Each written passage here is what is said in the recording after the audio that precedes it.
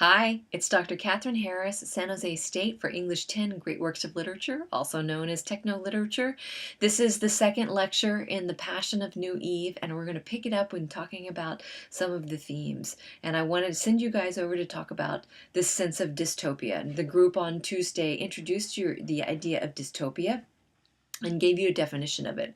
You've got the URL. You can go see their presentation again and try to figure out what that definition is.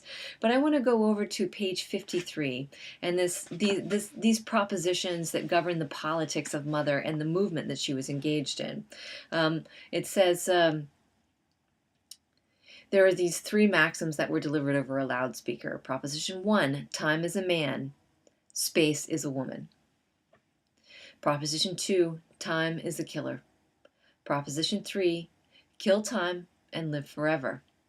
This is early on in the novel, and this is Evelyn who's engaging with this idea of kill time, so man is time, so kill all men and then live forever. And this is what Mother is governing herself under. And this is the start of the dystopia, but it's also part of the civil unrest that's happening in New York where Evelyn was living.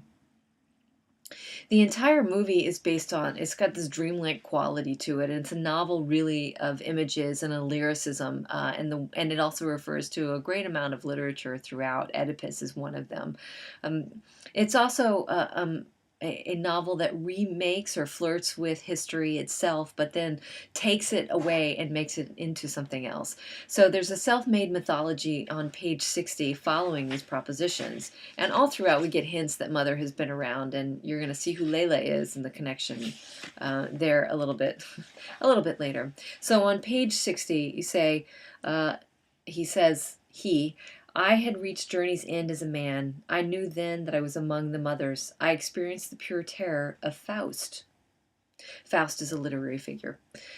He meets Mother, and she had made herself. Yes, made herself. She was her own mythological artifact. She had reconstructed her flesh painfully with knives and with needles into a transcendental form as an emblem, as an example, and flung a patchwork quilt stitched from her daughter's breasts over the cathedral of her interior, the cave within the cave.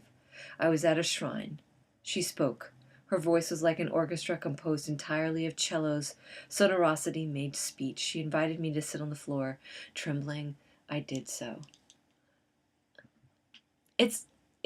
She becomes a symbol of grotesque motherhood, and that continues on. We see that also on page 59. It says near the top, yet there it was in person, the mystery enshrined in an artificial grotto, seated upon an everyday chair. The girl Sophia kissed its forehead and gestured me to kneel. I knelt clumsily. I was appalled by the spectacle of the goddess. She was a sacred monster. She was personified and self-fulfilling fertility. And then he goes on to describe this image right here of Mother himself, and then he meets her on that next page that we just took a look at. But it's part of that dystopia. It's part of that grotesque maternity that we're going to see throughout this entire novel. Perhaps it's misguided maternity. I don't know. We'll talk about that a little bit more. What we see, we get reiterated throughout that Evelyn/Eve never loses a sense of desire, and we see this desire on page 19, very early on. And this might be the part that made you guys uncomfortable. I'm not sure if it did or it did not. And it goes into the with Layla, the sex scenes with the sadomasochism. So I was lost in the moment that I saw her on page 19. And then he describes her body parts, not her as an individual, which is also not sexist, but perhaps it's more a misogynistic act. Down at the very last paragraph, he says, as soon as I saw her, I was determined to have her. She must have known I was staring at her. A woman always knows, though she never once glanced in my direction, but a certain quivering as of the antenna of her extravagant hair suggested she was aware of every nuance in the atmosphere around here. So if you compare this to what I just talked about in the previous lecture, that when Evelyn embraces Eve, there is a very big difference in the way Eve describes her own body and learning about her own biology versus the way that Evelyn dissects and supposes all of these things about women, that women know they're being looked at, but then that they don't acknowledge they're being looked at. Almost this very coy way, this very shallow way of looking at women in general. But Evelyn loses that when he becomes Eve and he himself has to be that woman that's being looked at constantly. In chapter 4, one of the things that happens is a conversion right there, and this is on page 41. And this is an odd chapter. It's very brief, and it starts out with, I am lost. Yeah, you are. Quite lost in the middle of the desert, not just geographically, but he also seems to be psychologically lost. I've abandoned the temperate parts of the earth. The sun burned out the eyes of the man in the service station. The dry air etched his face full of fine lines. He did not speak. That was yesterday or the day before, or else yesterday. The wind blew my map away. The air dries out my lungs. I gasp. So, did he kill time? He's lost and he can't tell what day it is. The very last sentence, I found a landscape that matches the landscape of my heart. Emotionally, Evelyn loses a sense of himself without anybody around to make him into the man he had been behaving as.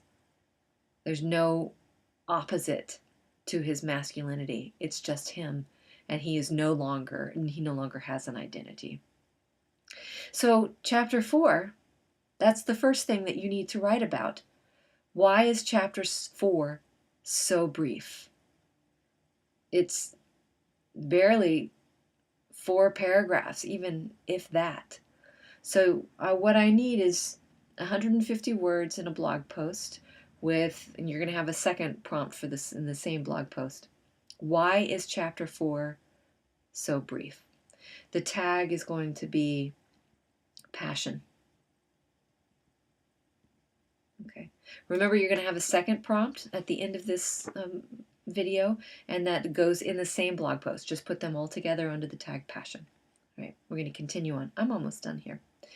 Chapter 6 is the surgery. I just want to remind you that again. Don't skip it. If you might have to reread it to get all of the mentions in there.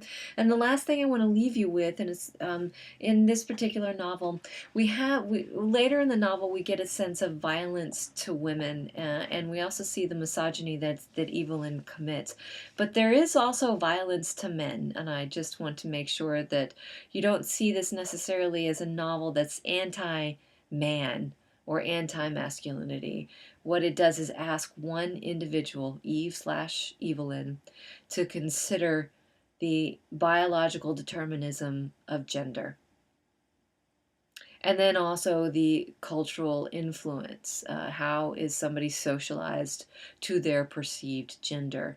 And does Evelyn /Eve ever redeem himself or herself after going through this change? So here's your second blog prompt. Tag is going to be passion.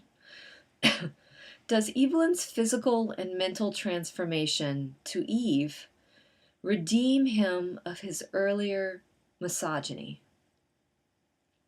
Why or why not?